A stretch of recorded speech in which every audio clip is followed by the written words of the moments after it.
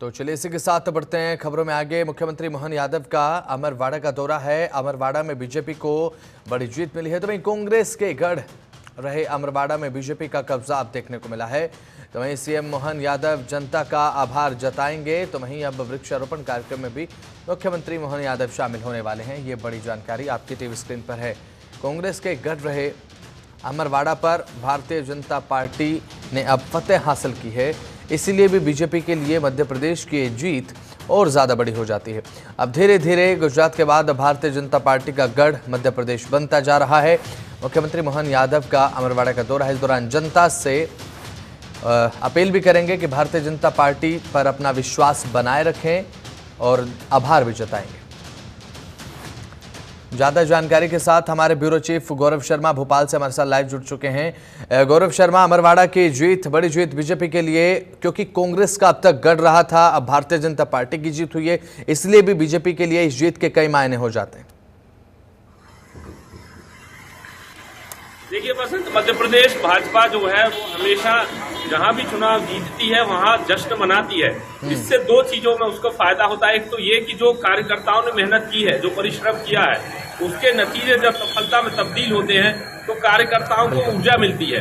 दूसरी बड़ी बात यह है कि जो नेता कार्यकर्ताओं को डांट डपट के या उनसे राय सलाह मशवरा करके उनको जो ड्यूटी लगाते हैं कि आपको फलानी पोलिंग बूथ पर इतनी वोट मतदान करवाना है, आपको इस परिवार को लेकर वोट डलवाने के लिए लेकर जाना है, ये तमाम जो है कार्यकर्ताओं को भाजपा जो है चुनाव के समय अलग अलग काम बांटती है।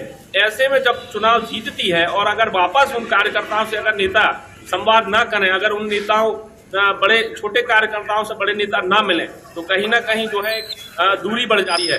यही कारण है कि बीजेपी हमेशा चुनाव जीतने के बाद वहां आभार रैली करती है, वहां के मतदाताओं का अभिनंदन करती है, कार्यकर्ताओं में ऊर्जा और उत्साह का जोश फूंकती है। इसी सिलसिले में मध्य प्रदेश के मुख्यमंत्री मोहन यादव आज अमरवाड़ा जाएंगे और वहां पर एक बड़ी आभार रैली को संबोधित करेंगे।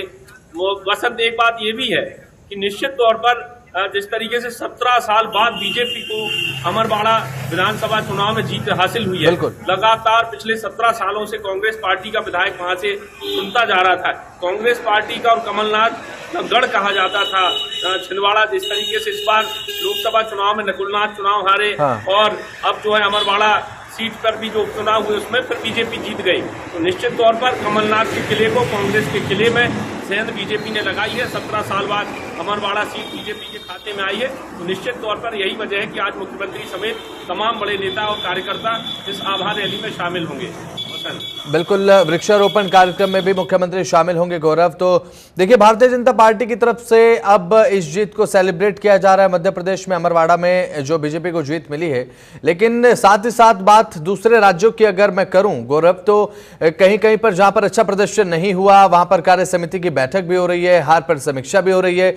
लेकिन साथ ही साथ बीजेपी को यह भी देखना होगा कि जहां पर अच्छा प्रदर्शन है वहां पर अच्छा प्रदर्शन कायम भी रहे। इसीलिए भी मध्य प्रदेश में जनता के बीच में जाना और भी ज्यादा जरूरी हो जाता है, क्योंकि एक गढ़ के रूप में मध्य प्रदेश लगातार उभर रहा है बीजेपी के। तो इस गढ़ को इस तरीके से ही बनाए रखा जाए, यह भी प्रयास बीजेपी का है।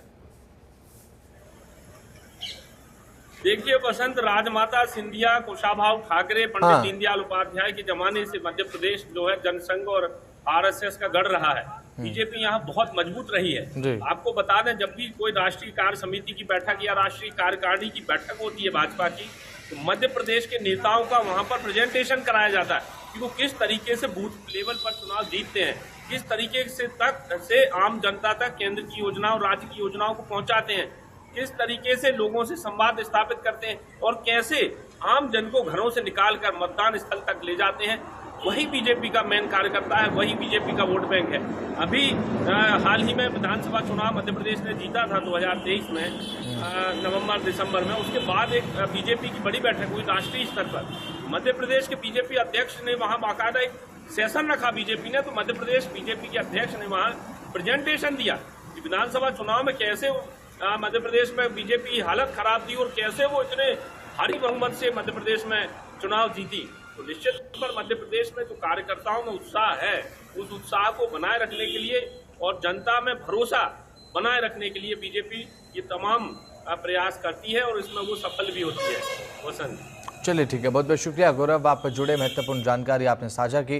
तो वहीं मुख्यमंत्री मोहन यादव आज अमरवाड़ा जाएंगे, जनता का धन्यवाद करते नजर आएंगे। और ये ज़रूरी भी है, जब जनता पर विश्वास जताती है तो उसके बाद एक ज़रूरी भी हो जाता है कि आप जनता के बीच में जाएं और उसके बाद जनता का आभार जताते हुए अब यहाँ पर लगातार मुख्यमंत्री मोहन यादव नजर आएंगे।